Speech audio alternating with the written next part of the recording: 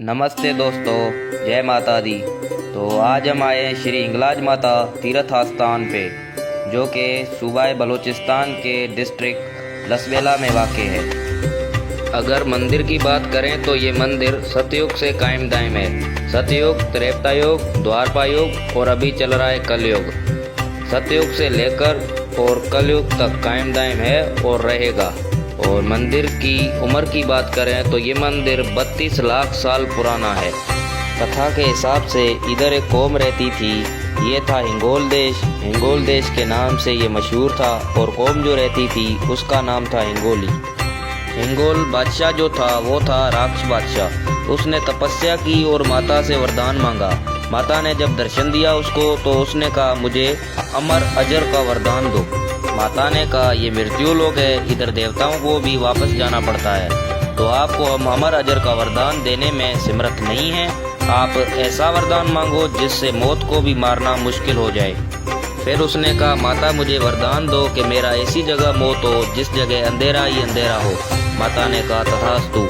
हिंगोल आ गया। हमेशा यही हुआ है कि राक्षसों ने जब भी वरदान पाए हैं तो जुल्म शुरू कर दिया है। और ये भी देखा गया है कि खराब करने वाला नीचे तबका होता है। जिस तरह वजीर है या ये हैं, पहले वजीरों ने इसको शराब पिलाया, शराब के बाद कबाब, एक जवानी दूसरी राजाई, शराब और कबाब आया तो शबाब भी होना चाहिए। फिर इसके बंदे क्या करते थे, जो भी हसीन लड़की देखते थे, स्त्री देखते थे, उसको पकड़कर बादशाह के बाहों में लेके जाते थे। जहाँ अयाशी के अड्डे होते थे वहाँ लेके जाते। और दुनिया में तो ये हाहाकार हो गया, कोई बात करता तो उसका सिर काट देते थे।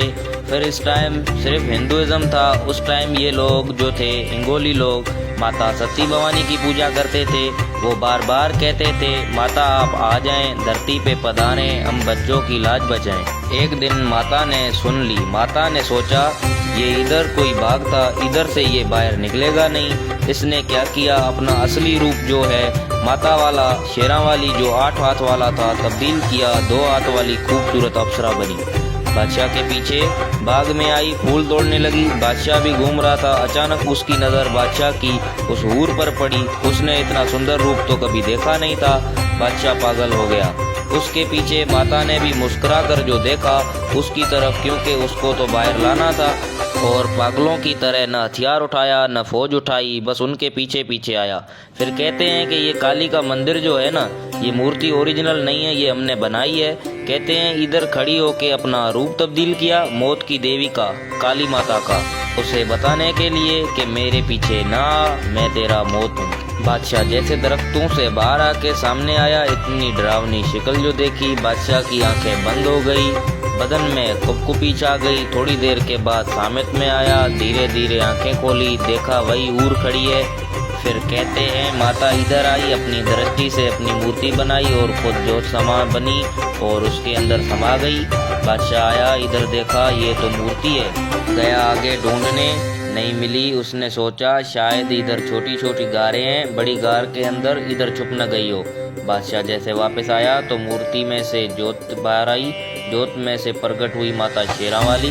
बादशाह ने नज़र उठा के देखा, उसको समझ गया मौत तो मेरी यकीनी है। फिर वो माफ़ी मांगने लगा, बोला मुझे माफ़ करो, मैं नादान बच्चा था, नादानी कर दी। माता ने कहा, देखो धर्म के अंदर 3 जो पाप होते हैं बख्श नहीं किए जाते, चाहे देवता क्यों न हो, उनको मृत्यु दंड दिया जाता है। पहला पाप तुमने किया, सतियों के सत तोड़े, ये की ब्रह्म हत्या। कुंवारी लड़कियों के सत तोड़े, ये की गऊ हत्या।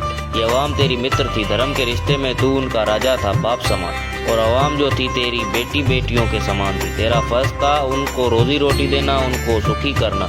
लेकिन तू कैसा बाप बना जो अपने बेटियों से खिलवाड़ शुरू कर दिया। फिर भी कहता है माफ़ करो। फिर उसने कहा, माता मैं तो राक्षस स्वभाव वाला ही हूँ, मैं तो राक्षस स्वभाव इस्तेमाल किया है, लेकिन अभी मैं कुछ अच्छी बातें करना चाहता हूँ, आप आज्ञा दो। उसने कहा, जिंदगी नहीं मांगो, बाकी क्या मांगते हो। उसने कहा, इस आस्थान को वरदान दो, मान उत्तम यात्रा का। इधर जो भी आए विधि पूर्वक सेवा करे, आपकी पूजा करे, वंदना करे। उसके गऊ हत्या के पाप, मित्र हत्या के पाप, ब्रह्म हत्या के पाप और गुरु हत्या के पाप दोष खत्म हो जाए, वो निर्मल हो जाए। आप ज्योति बनकर फिर वापस इसमें समा जाओ तो हमारी हिंदू बिरादरी आपकी पूजा करे।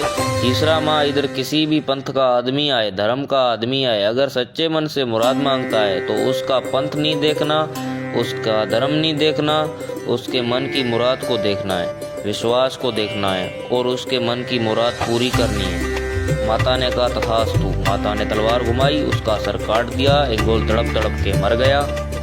माता ज्योति अंदर समा गई। रात हुई तो माता ने ऋषियों मुनियों को ख्वाब में बुलाकर, मेरा नाम सती भवानी है, मैं अघोर के आगे बड़ी गुफा है हिंगोल पर्वत में, उसके अंदर मूर्ति में विराजमान हूँ। मैंने हिंगोल को मारकर हिंगोली स्त्रियों की, बच्चियों की लाज बचाई है।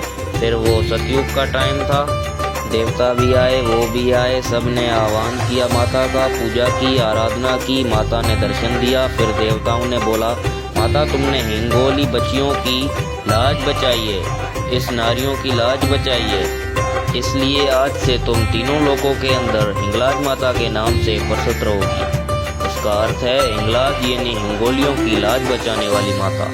बोलो जय माँ हिंगलाज की जय। तो ये थी हिंगलाज माँ की कहानी।